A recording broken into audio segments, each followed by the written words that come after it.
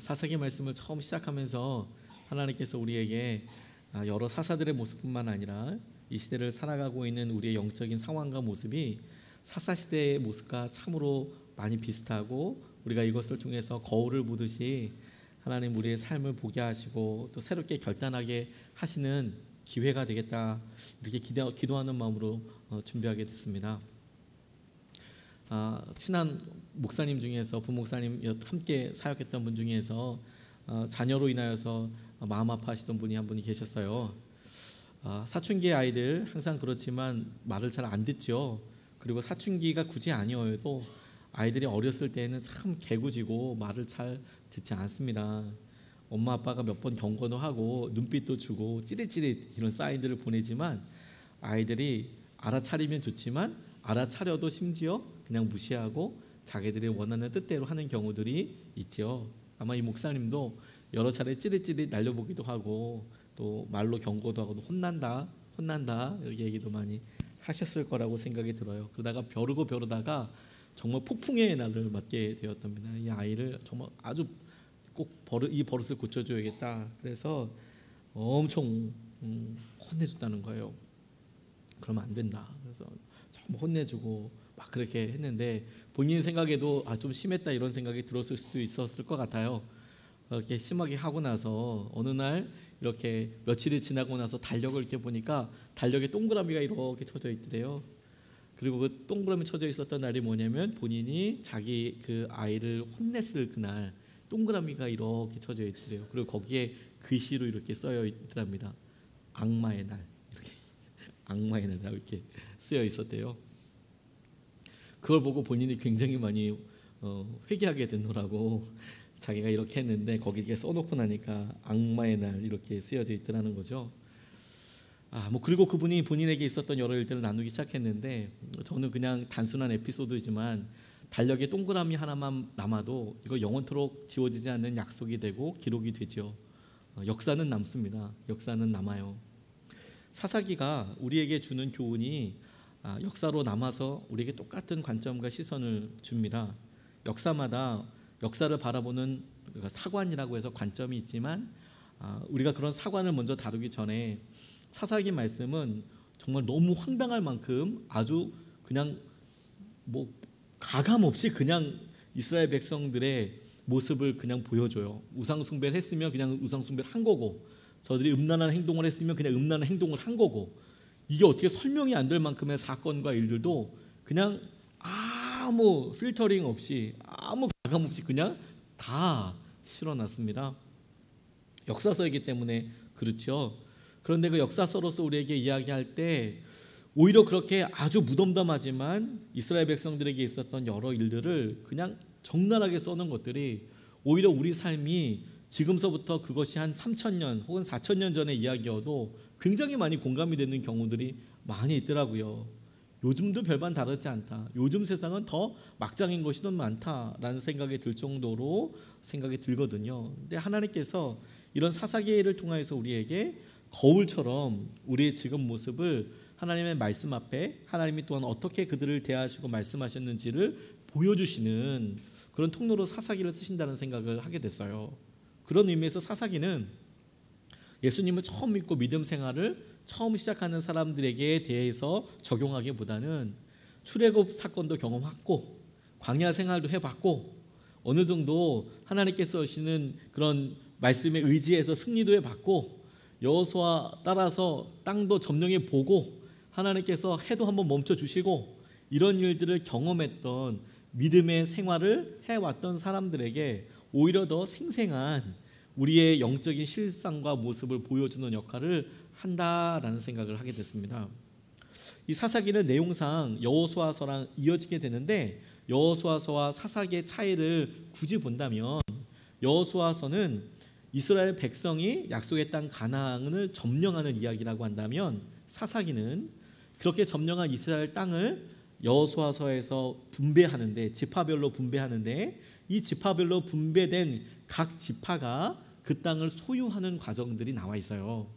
그래서 그 땅에 무슨 어느 족속이 쳐들어와서 어떻게 어떤 전쟁이 있었다라는 것이 전쟁의 관점이 아니라 하나님께서 주신 이스라엘 가나안 땅을 그들의 믿음으로 온 지파가 함께 온 이스라엘 백성들이 점령하고 난 다음에 여전히 그러면 딱 승리로 끝나는 것이 아니라 하나님께서 그렇게 크게 말씀으로 주신 것들을 자기의 것으로 가지기 위해서, 자기의 것으로 온전히 소유하기 위해서 각 지파에, 우리로는 각 개인의 영적인 전쟁과 훈련이 있는 거구나.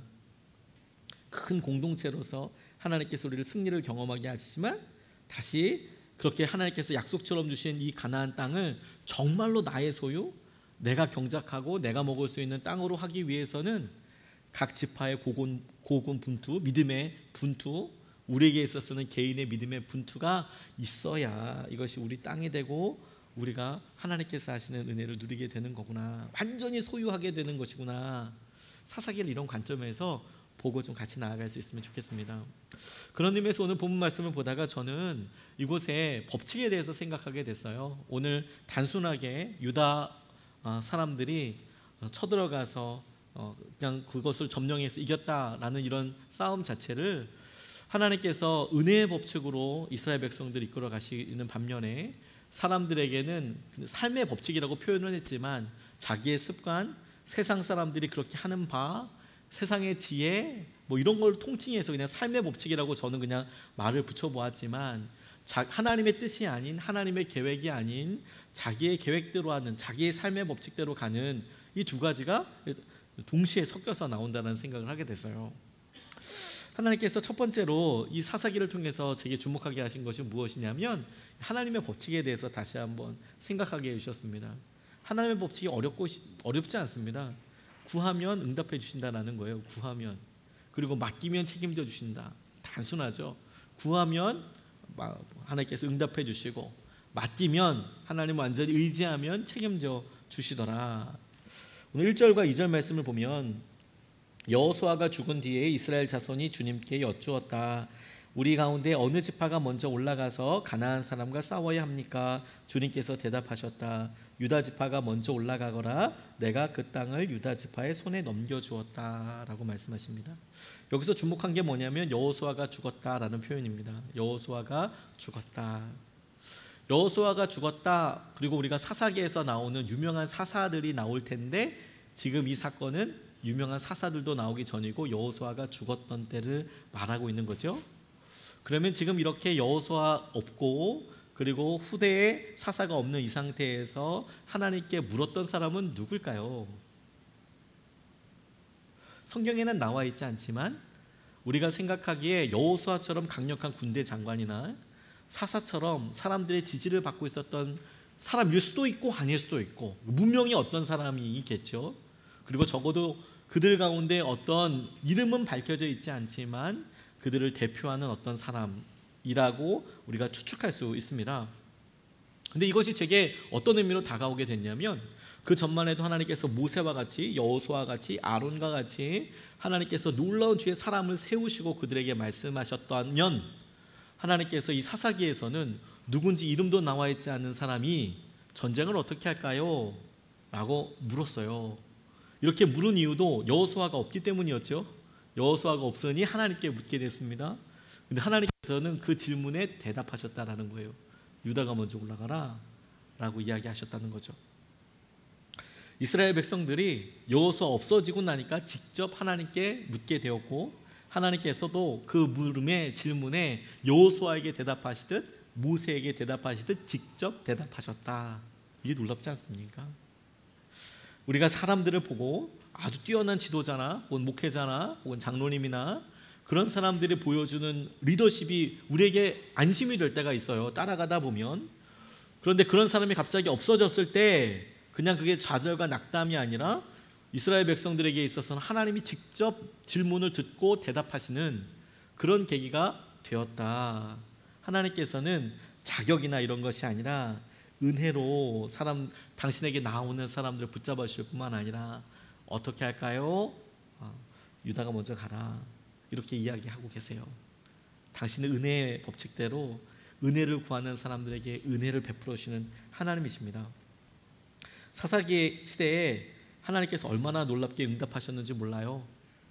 사사기는 우리 생각에 그렇게 사람들이 타락하고 자기 소견대로, 자기의 뜻대로, 자기가 옳다고 생각하는 바대로 행동했던 시대라고는 알고 있잖아요. 그런데 진짜 아이러니한 건 뭐냐면 사사기만큼 하나님께서 직접적으로 이스라엘 백성들 가운데 응답해 주시고 당신의 영광을 드러냈던 기록이 남아있는 책이 그렇게 많지 않습니다. 하나님께서 정말 다 응답해 주세요. 하다못해 하나님께서 하신 은혜와 마음들을 이렇게 보고 알게 하여 주실 때에 아주 사소한 것들로 통해서 드러내죠.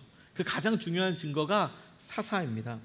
사람들 가운데 사사가 나타나고 그 사사는 사람들이 가장 힘들어하는 일을 해결했는데 멀리서 외부에서 온 사람이 아니라 그들과 당장 살고 있었던 사람, 그 살고 있었던 사람이 어느 날 하나님 말씀을 통해서 쓰임받게 되는 것을 보게 되거든요. 그게 놀라운 하나님의 첫 번째 부르심이자 이끄심이자 인도하심이라는 생각을 하게 됐어요. 하나님께 구한다. 하나님께 구하면 하나님께서 붙잡아 주시고 응답하여 주신다. 제가 참 존경하는 목사님 중에서 박보영 목사님이라는 분이 계십니다. 이분이 처음으로 이렇게 말씀을 전해 주셨을 때를 제가 보았을 때는 언제였냐면 PRM이라는 기도 모임이었는데 이분이 여전히 안성이라는 곳에서 목회를 하실 때여서요. 몇 사람 되지 않는, 지금은 박보영 목사님 은퇴하셨지만 처음 이제 목회 시작을 하시고 얼마 되지 않았을 때이죠. 근데 이분이 본인의 간증을, 그때는 본인 말씀을 이렇게 하시더라고요. 본인이 어떤 설교를 부탁받고 정말 준비를 열심히 하셨대요. 근데 성령님께서 그거 하지 마라. 내가 주는 말을 네가 전해라. 그래서 준비해간 원고 찍고 그리고 목사님들 앞에서 설교하고 본인의 간증을 나누시게 되셨는데 이분의 설교와 이분의 간증이 그곳에 있는 모든 목사님들을, 저 같은 사람들을 정말 부끄럽게 하셨어요. 너무 부끄러웠어요. 그 자리에서 난 목회자가 아니구나 이런 생각이 들 만큼 너무 부끄러웠습니다. 본인의 연약함을 가감없이 드러내시더라고요. 과거에 본인이 어렵고 방탕했던 삶을 살았던 것. 박보영 목사님은 아시는 분들은 다 아시겠지만 의사시잖아요. 강남에 개인 소유의 커다란 종합병원도 가지고 있고, 그리고 골프 치고 싶으면 라스베가스나 해외에 나가서 골프 치고 들어오고, 본인이 강남에 큰 병원이 하나 있으니까 굳이 자기 자리를 지키지 않아도 술 먹고 싶으면 엄청나게 하고 이런 일들을 마음껏 즐길 수 있는 그런 분이었어요. 근데 하나님께서, 이분의 아버님께서는 또 목사님이시거든요. 그리고 이 목사님이었던 목사의 아들로서 자랐기 때문에 나는 목회자는 진짜 되지 않을 거야. 교회에서 싸우는 거 보니까 하나님은 안 계신가 봐 이런 생각을 했다고 하시더라고요. 근데 하나님께서 그분 삶을 진짜 깊이 찾아가 주셔서 하나님 그 심령부터 다 바꿔주셨어요. 그런데 그분이 첫 번째로 하셨던 일이 뭐냐면 자기 소유를 다 팔아버린 거였습니다. 그래서 병원 정리하고, 그리고 자신이 갖고 있었던 부동산 다 정리하고, 그걸 가난한 사람들한테 정말 다 나눠주셨어요. 개척한다는 교회, 어느 교회가 힘들면 그 교회 다 나눠주고 막 이렇게 다 나눠주셨어요. 어떤 사람은 한 200여 대 정도 된다고 그렇게 이야기를 하시는 분도 있으더라고요. 본인이 얼마라고 얘기는 하지 않으시니까. 근데 굉장히 많은 돈을 그냥 사람들한테 다 나눠주시고, 자기는 쪽방촌에 20만 원 가지고 들어갔답니다. 다 나눠주고 나니까 20만 원 딱 남더래요. 20만 원. 근데 그분의 표현이 제게 너무 충격적이었어요. 20만 원 들고 추운 그 쪽방촌에 들어갔는데 너무 행복했다고 말씀하시더라고요. 너무 행복했다고. 그 말을 듣는데 이걸 어떻게 생각해야 될지 잘 모르겠어요. 그걸 다 나눠주고 형제 자매들이 다 부유하고 잘 살거든요. 그런데 본인은 내가 이제 목회자의 길을 가겠다 이런 생각을 하고 이제 말씀을 열심히 읽어야겠다. 그래서 움막 같은 거 짓고 살았대요, 산에.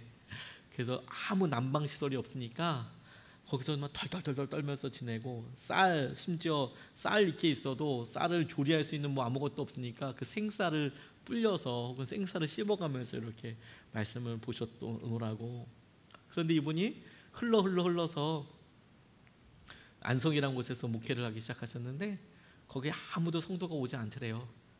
근데 이분이 암에 걸리셨어요, 본인이. 그래서 막 죽어가는데 감리교회에서는 진급이라는 게 있어서 전도사에서 목사가 되려면 해마다 시험도 보고 논문도 써야 되고 막 그런 과정들이 있습니다. 생각보다 막 어려워요. 그런데 이런 진급 과정을 걷고 있었던 분께서 진급 수련에 들어가서 수련을 받고 있다가 이제 나 곧 죽을 것 같은데 내가 이거 해서 뭐하나 이런 생각이 드셨대요. 제 중간에 나와서 교회 사택이랄 것도 없이 교회 그냥 뒤에 조그맣게 이렇게 있어서 혼자 성도도 아무도 없고 내가 이렇게 가만히 있다 보니까 하나님 기뻐하시는 일하다가 죽어야지 싶어서 강단에서 기도하셨대요. 기도하다가 죽는 게 순교지 뭐. 그런데 가만 생각해 보니까 자기가 부끄럽게도 한 사람도 전도를 못했더래요. 그래서 내가 죽기 전에 진짜 죽을 것 같으니까, 식도암 때문에 진짜 죽을 것 같으니까 그 길로 나가서 사람들을 찾아갈 수 있는 힘도 없으니까 가만히 서서 그 교회 골목 밑에서 가만히 기다렸답니다. 그러니까 그 골목에 한 남자분이 이렇게 들어오시더래요. 그러니까 그분을 보고 그분 앞에 나가서 이렇게 해야 되는데 힘이 없으니까 이분이 이렇게 오면 자기가 거기에 길을 이렇게 막는 거죠. 그러니까 이분이 갑자기 좀 피해가는 거죠. 이상한 사람이 가까이 오니까 피해가면 그만큼 다리를 움직여서 앞에 가서 뭘 얘기하려고 하니까 진짜 마음이 두렵겠죠. 그런데 이분이 바로 앞에서 확 쓰러져 버리신 거예요. 박보영 목사님이. 그래서 너무 놀라가지고 왜 그러시냐고, 괜찮으시냐고 물어봤더니 첫 번째 한 말이 예수님 믿으시라고, 예수님 믿으시라고, 내가 죽기 전에 한 사람이라도 복음 전하고 죽어야겠다 이런 생각이 들어서 그렇게 하셨대요. 하나님께서 그 일 이후로 이분의 식도암도 치유하여 주시고, 물론 수술도 받고 그렇게 됐지만 치유하게 되고, 그렇게 해서 거의 막 이제 뭐 버려진 사람들, 불황자들이랑 같이 살기 시작했거든요. 그런데 동생이 돈을 갖다 주면 오빠가 다 가난한 사람한테 나눠줘 버리니까, 그래서 돈 말고 옷을 사다 줬답니다. 버버리, 진짜 버버리인가 봐요. 버버리를 사다가 캐시미어, 뭐 목도리 뭐 이런 거 사서 오빠가 돈 갖다 주면 다 나눠주니까 옷이라도 입으라고, 따뜻하게 입고 다니라고, 그래서 쇼핑백에 넣어서, 그것도 직접 주면 또 안 받는다고 하니까 교회 문에다 걸어놓고 도망갔대요. 오빠 입으라고, 제발 좀 입고 다니라고. 그러니까 이 목사님께서 그거 참, 만약에 동생이 봤으면 내가 줬을 텐데 그냥 갔으니까 이거 그냥 주님이 허락하심인가 보다 라고 입고 딱 나갔는데 너무 오시더랍니다. 근데 딱 나와서 그 골목에 딱 있는데 그 술을 많이 드신 남자분께서 길 한가운데서 뭐 신발도 이렇게 하고 옷도 제대로 입지 않고 막 세상 안에 가서 욕을 하면서 막 이렇게 앉아 계시더래요. 어떤 상황인지 아시겠습니까? 길 한가운데 막 술 먹고 이 아저씨가 막 옷도 막 다 흐트러지고 막 신발도 없고 막 욕을 누가 사람 있는 것도 아닌데 혼자서 막 욕을 하고 이렇게 있는 거죠. 근데 가서 그분한테 너무 아깝지만 목도리 해드리고 그 동생이 준 옷 그거 입혀주고 그렇게 가고. 근데 나중에 하나님께서 기도하는데, 야, 네가 그렇게 해줘서 나 너무너무 고마웠다 기도하는데 그런 말씀을 해주셨다고 하더라고요. 근데 이분이 그런 간증을 통해서 저에게 하나님께서 말씀해 주시면, 하나님께 물으면 하나님께서 대답해 주시고, 하나님께 다 맡기면 하나님께서 그 맡긴 것에 대해서 다 응답해 주시고, 그게 은혜의 법칙이더라고요. 은혜를 누린 사람들이 하나님께서 은혜에 따라서 반응하게 되더라고요. 우리가 주님께서 주신 은혜와 주님께서 주시는 귀한 마음을 같이 붙잡는 것이 너무너무 중요하죠. 그런데 여러분, 대부분의 삶에는 하나님께서 주시는 이 은혜의 법칙만 있는 게 아니라 우리가 우리 생각에 이 정도면 좋아, 이런 게 필요해 라고 생각하는 것들이 많이 섞여 있어요. 하나님께 질문하고 하나님이 대답하신 대로 우리가 따라가는 것만 있는 게 아니고요, 그렇게 대답도 주시지만 거기에 이제 우리가 생각하기에 좋은 것들도 막 들어가요. 3절 말씀이 이렇게 나와 있네요. 그때에 유다 지파 사람들이 자기들의 동기인 시므온 지파 사람들에게 제안하였다. 우리와 함께 우리 몫으로 정해진 땅으로 올라가서 가나안 사람을 치자. 그러면 우리도 너희 몫으로 정해진 땅으로 함께 싸우러 올라가겠다. 그리하여 시므온 지파가 유다 지파와 함께 진군하였다. 이렇게 나와 있네요. 유다 지파에는 갈렙이 있어서 이 산지를 내게 주소서라고 이야기했던 그 지파 맞습니다. 근데 그 지파 사람들이 지금 시므온 지파와 함께 이게 이야기하는 거예요. 너희들이 이번에 전쟁을 갈 때 나를 도와주면 나도 너희들이 땅을 점령하게 될 때 당신을 도와주겠습니다 라고 이야기하는 것이죠. 이것 자체를 틀렸다라고 이야기할 수는 없습니다. 도움을 요청하고 또 도움을 요청받는 것이, 내가 도와주겠다고 이야기하는 것이 나쁘다, 뭐 믿음이 아니다 이렇게 이야기하기까지는 어려움이 있어 보여요. 근데 저는 이 말씀을 이렇게 보고 앞으로 일어나게 될 사사기에 있을 여러 일들을 그냥 같이 합해서 보았을 때에 지금 시므온에게 이야기하고 있는 이 이야기를 조금 더 다른 거로 아주 좀 엄격하게 좀 해석을 해봤어요. 하나님께서 유다에게 가라고 이야기했을 때 유다가 유다 땅이 있고 시므온 땅이 있고, 그리고 각 지파들이 각 지파를 점령하기 위해서 자기들이 고군분투해야 되고, 아까 여호수아서와 사사기를 말씀해 드렸잖아요. 온 이스라엘이 점령해야 될 땅, 그리고 그 땅이 이미 전쟁에서 다 이겼지만 그 땅이 자기 소유가 되기 위해서 자기가 마땅히 감당해야 될 일이 있다고 했잖아요. 그러니 유다가 이 일에 대해서 유다 스스로가 해야 했을 때 유다 스스로가 일을 하고, 시므온이 시므온 지파에 대해서 했던 그런 땅들을 하게 됐을 때 하나님께서는 어떤 일들을 계획하셨을까 하는 것이죠. 확실히 지혜 있는 행동 아니겠습니까? 전쟁을 하는데 한 사람이라도 더 있으면 그 전쟁을 이길 가능성이 높지요. 근데 여기에 함정이 있는 거 아닌가라는 생각을 하게 됐어요. 한 사람이라도 더 많으면 그러면 승리하게 될 것이다. 이게 지금 자연스럽게 유다가 시므온에게 이야기한 거고요. 그리고 시므온 지파에게도 유다가 약속한 건 아니겠습니까? 근데 사사기에서는 과연 그런가? 라고 계속 묻고 있어요. 그 대표적인 사건이 기드온 사건 아니겠습니까? 사람 많으면 과연 승리하더냐?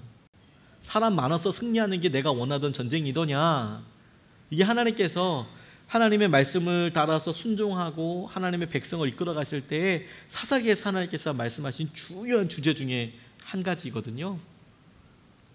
근데 우리는 이것에 대해서 어떤 가치평가를 하려고 하는 것은 아닙니다. 잘했다 못했다를 떠나서 우리가 우리 스스로 하나님께서 우리에게 주시는 은혜에, 내게 은혜의 도전을 주시고 믿음의 도전을 주실 때 그 일에 대답하는 것과 동시에 어느 순간에 우리 스스로의 평가와 판단이 거기에 같이 들어가는 거예요.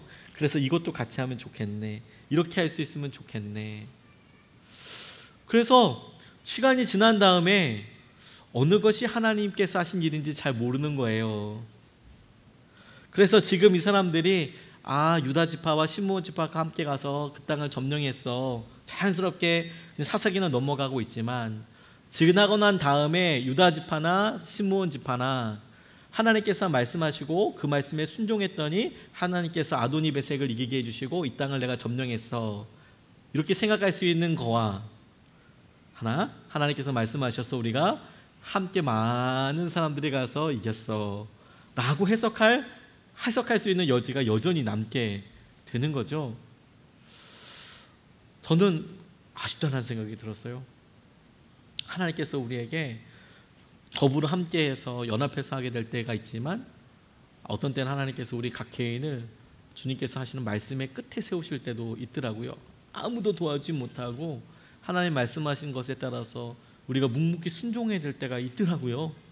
그리고 그런 사람들에게만 주시는 은혜가 있더라고요. 알아가게 되는 은혜와 통로가 있더라고요. 그게 정말 중요하고 의미 있는 일이라고 생각하게 됐습니다. 하나님께서 우리에게 하시는 그 일을 우리가 보고 알게 되는 것이죠. 어떤 선생님 같이 신방하고 이야기하다가 이 선생님이 참 아이들을 사랑해서 제가 보기에도 너무 마음이 뜨거워지고 너무 좋더라고요. 근데 이런 이야기를 나누셨습니다. 검정고시를 애들이 봐야 하는데 아이들이 시험을 안 보더라는 거예요. 우리가 봤을 때 이해가 안 가죠. 검정고시 시험을 봐야 대학 입학 수능 시험도 볼 수 있고 그렇게 되는데 시험을 안 본다고 하니까 그 뭐 이유가 있는 것도 아니고, 그리고 뭐 시험을 본다고 해서 선생님이 뭐 돈을 더 받는 것도 아니고, 야 검정고시 시험 봐라 근데 안 보겠다는 거예요. 그래서 부모님께 연락도 다 해두고 설득해서 결국에는 금요일날 집으로 찾아갔대요. 잠적을 탔거든요. 학교도 안 나오고. 그래서 찾아갔답니다. 토요일이 시험이었답니다. 찾아가서 선생님이 직접 담임선생님이 찾아가서 야 시험은 봐라. 일단 검정고시 보고 검정고시 패스한 다음에 수능 시험 자격 갖추자. 시험 봐라. 뭐 어마무시한 시험 아니고 그냥 시험이라도 일단 봐라. 설득을 한 거예요. 그랬더니 두 명의 아이들이 자기는 미용 배운다고 하기도 하고 마술 배운다고 얘기하고 기타 직업을 배우겠다고 하면서 학교도 안 나오고 막 그렇게 뻗팅기니까 선생님이 가서 정말 간신히 설득했대요. 간신히 시험장에 가서 시험 봐라. 시험 봐라. 그랬더니 애들이 선생님이 와서 자고 있는데 부모님들한테 전화해서 비번 알아가지고 들어간 거였거든요. 부모님 학부형한테 전화해서 애들 지금 여기 자고 있는 것 같은데 이거 바깥에 아파트 비밀번호 뭐냐고 물어본 다음에 그래서 그 열고 들어가서 애들 자고 있는데 깨워가지고 야 시험 보러 가라 해서 이제 꼬신 거였거든요. 간신히 설득해서 시험장에 들어가겠다고 했대요. 그런데 저녁에 부모님이 그 아이들의 부모님이 선생님한테 문자를 이렇게 보냈대요. 아이들이 사정 때문에 시험 안 본다고 못 본다고 이렇게 문자를 보내는데 마음에 그렇게 좌절과 낙담이 되더래요. 뭐 이런 애들이 다 있나 이런 생각이 들고 다음날 아이들이 부담 가질까봐 시험 끝나고 전화했답니다. 시험 중간에 전화하면 야 너 지금이라도 들어가 이렇게 얘기할까봐 시험 끝나고 전화를 했대요. 아이들과 이렇게 통하는데 너희들의 선택하는 것은 너희 몫이지만 너희들 선택하는 것은 너희 몫이지 너희들 삶이니까 너희들 선택하는 것은 너희들 몫이지만 그래도 나는 끝까지 교사로서 최선을 다하고 싶었다. 끝까지 교사로서 최선을 다하고 싶었다. 그랬더니 학생이 뜬금없이 사랑한다고 그렇게 이야기를 하더래요. 사랑한다고. 선생님 사랑해요. 마음은 진짜 많이 힘들었지만 그 말 한마디가 참 그래도 위로가 되더라고. 자기 마음속에 자기가 위로가 되더라고. 우리가 우리 삶에서 하나님께서 우리에게 애절하게 도전하시고 말씀하시는 것이 참 많거든요. 근데 우리는 참 우리만 알고 있는 이걸 똥꼬집이라고 이야기해야 될지 우리의 기준이 있는 거예요. 안 해요. 혹은 그게 더해져서 더 잘 될 거라고 끝까지 생각을 해요. 그래서 더 어려운 길로 가요. 더 어려운 길로 가요. 그래서 힘들고 어렵게 가죠. 하나님께서 우리에게 은혜로 다가오실 때에 그 은혜에 대해서 우리가 믿음으로 반응하게 될 때에 이 일에 하나님께서 우리에게 말씀하신 대로 온전히 그리고 말씀대로 순종해 보는 것은 너무 중요한 역할이라는 생각이 들어요. 그리고 그 일에 따라서 하나님께서 채워주시는 것을 기대할 수 있고요. 하나님께서 정말로 채워주시고 정말로 주의 놀라운 은혜를 누리게 하여 주시는 거거든요. 시몬 지파에게 도움을 청하지 말아야 한다는 것이 아니라 그렇게 함으로써 자신이 경험할 수 있었던 일들을 더 안전하게 갈 수 있잖아요. 이게 좋은 일이었을까? 주님의 은혜를 경험하는 데 있어서는 오히려 더 방해될 수 있었다는 생각이 들었습니다. 우리에게 주님께서 어려운 일에 대해서 이야기할 때 저는 똑같이 그런 생각을 떠올려 봤습니다. 하나님 우리의 어려움과 아픔을 빨리 넘어서게 해주십시오. 저는 이런 기도가 모두에게 당연한 기도이고 또 간절한 기도라는 생각이 듭니다. 근데 그럼에도 불구하고 하나님 이 일이 나기 위해서 우리가 최선도 다해보고 시도도 해보고 다양하게 하지만 하나님께서 우리 마음속 깊숙이 들어오셔서 이것을 우리 스스로 감당하고 믿음으로 대하도록 도전하실 때가 있어요. 그럴 때 여러분 우리가 주님을 바라보고 나아가는 것이 너무너무 중요하더라고요. 섞이지 않도록. 반면에 오늘 본문 말씀에는 그냥 자기의 살던 방식대로 그냥 그 방식대로 그대로 다시 치리함을 받는 사람도 나옵니다. 저는 삶의 법칙이라고 이렇게 만들어 이름을 붙여봤는데요.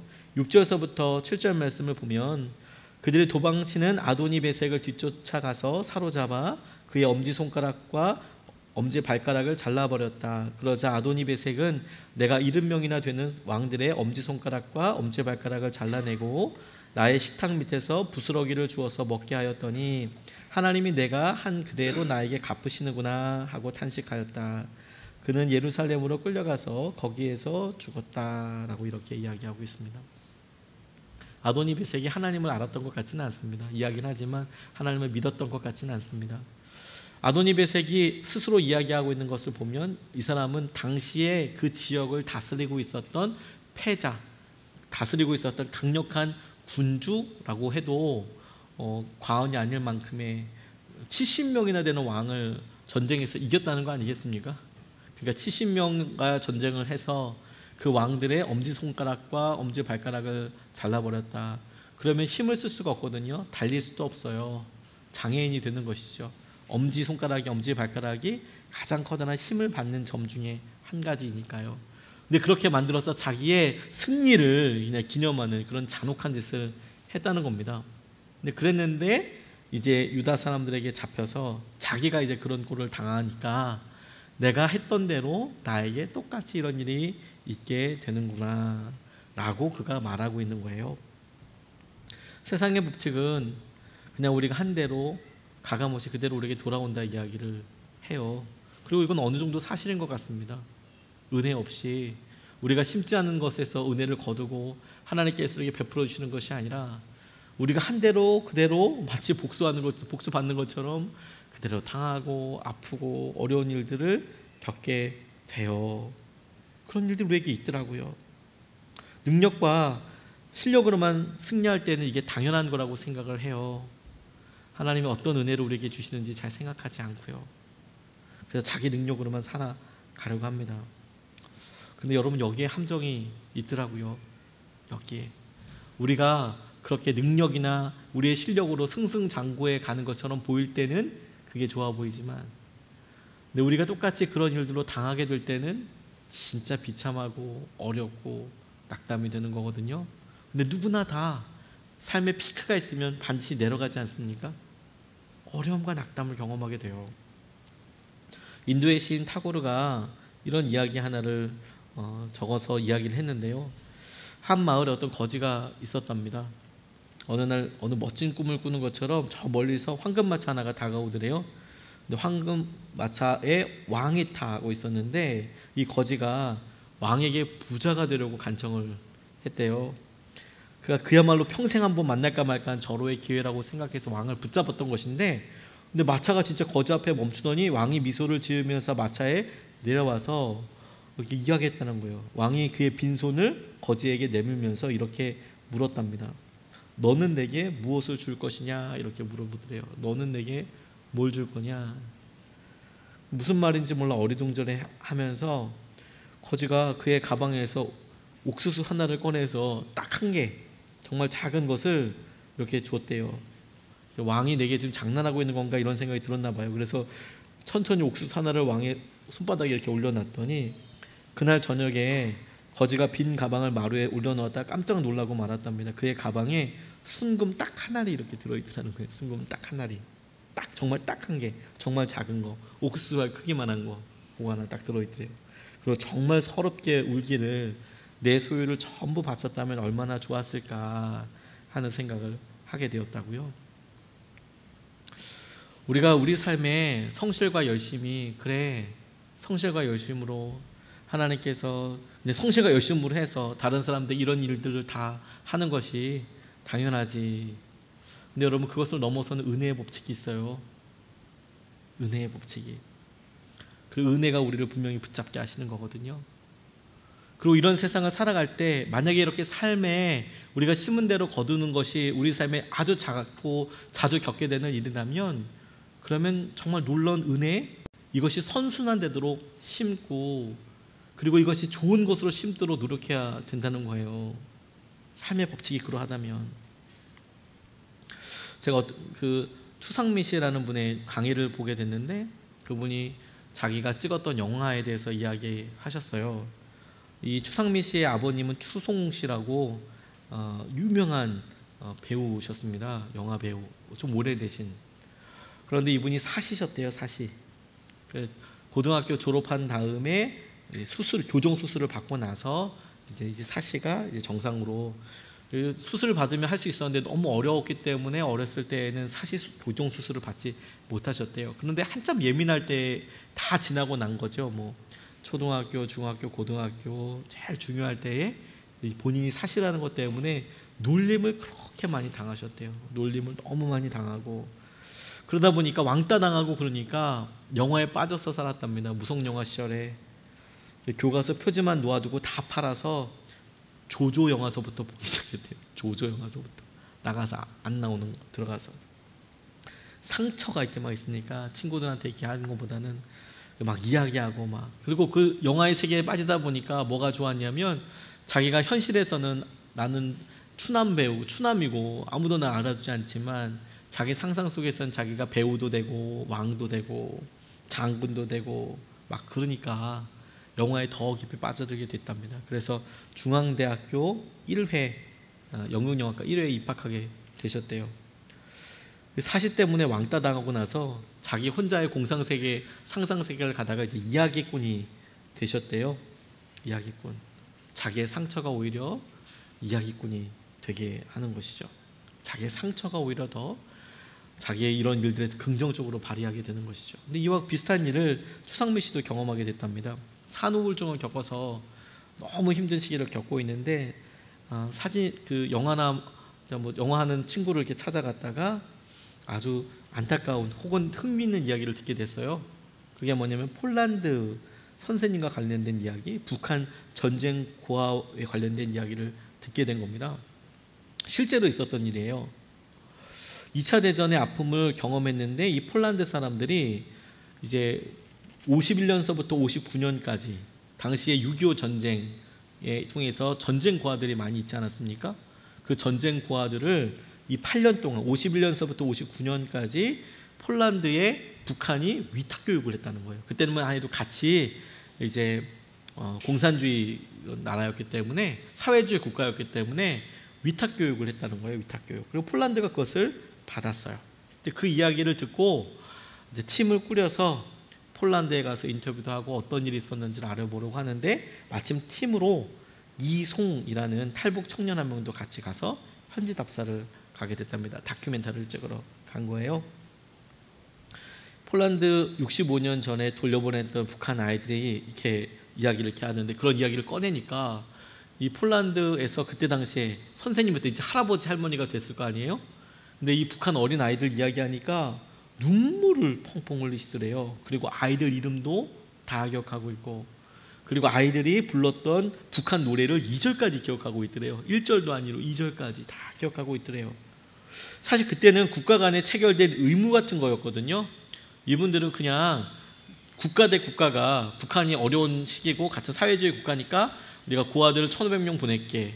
그러니까 폴란드에서는 국가 대 국가로 그래 그럼 우리가 잠시 키웠다가 먹여서 보낼게. 이런 느낌이었는데 그런데 실제로 이 폴란드에서 이 북한 아이들을 키웠던 이 분들은 그렇게 그냥 국가 대 국가로 받지 않았던 거예요. 왜냐하면 자기들이 2차 세계대전 때 전쟁 고아였거든요. 부모들이 다 죽었었거든요.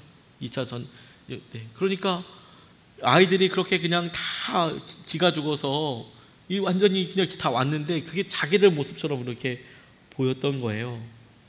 너무 안타깝게 보여주고요. 그런데 그런 영화를 찍을 때 이송이라는 그 자매가 한국에 와서 상처도 많고 그렇게 힘들었답니다. 왜냐하면 한국에 와서 보면 북한은 못 사는 나라, 또 북한 청소년들은 공부 못하는 애들 보통 이러잖아요. 그런데 폴란드 선생님이 이송이라는 아이를 보자마자 펑펑 울면서 이렇게 안아주더래요. 그리고 그때 북한 아이들이 얼마나 똑똑했는지 하나님을 가르치시면 얼마나 많은 것들을 깨달았는지 그런 이야기를 해주니까 서로 이제 펑펑 울면서 북한 아이도 치유가 되더라는 거예요. 아이들이 기차를 타고 오는데 그 아이들을 보자마자 2차 대전 때 자기 모습들 똑같이 보여주고 그래서 커리큘럼 뭘 가르쳐야 되고 어떤 걸 가르쳐야 되는 것보다 더 중요한 것을 이 폴란드 사람들이 이 아이들이 자기들을 엄마 아빠라고 부르게 했다는 거예요. 엄마 아빠라고 부르게 하고 그리고 그것을 같이 치유하고 같이 아파하고 그래서 아이들의 이름뿐만 아니라 아이들이 불렀던 노래까지 다 기억하고 있을 정도로 사랑하게 되더라. 그런데 그게 이송이라는 아이 탈북 청년의 마음을 녹이고 자기들의 상처를 받고 있었던 것이 또 다른 상처로 이어지게 돼서 그들의 상처를 치유하는 곳으로 쓰임받게 되고 심고 심는다면 우리의 삶에 있어서 중요한 것들을 나쁜 쪽이 아니라 선한 것으로 심고 하나님께서 하시는 은혜를 같이 갈망하고 나아가는 것이 너무 중요하겠다는 생각을 하게 됐어요. 무엇이 옳다, 틀리다라기보다 하나님께서 우리에게 은혜의 법칙을 주시죠. 그리고 우리에게 우리의 삶을 사는 여러 삶의 법칙들도 있습니다. 우리가 사실 지금으로서는 무엇이 어떤 방향에 잘 모를 수 있어요. 하지만 하나님께서 우리에게 주시는 것에 대해서 우리가 좋은 것으로 심어 하나님께서 하시는 은혜로 좋은 것을 누리게 되는 거죠. 심은 대로 거두게 된다면 그 은혜와 마음 가운데 우리가 하나님께서 예비하신 충만한 기쁨을 함께 누리게 되기를 주님의 이름으로 축복합니다. 오늘 우리 같이 찬양하고 같이 우리 기도하고 싶습니다. 은혜로다라는 찬양을 같이 찬양했으면 좋겠습니다.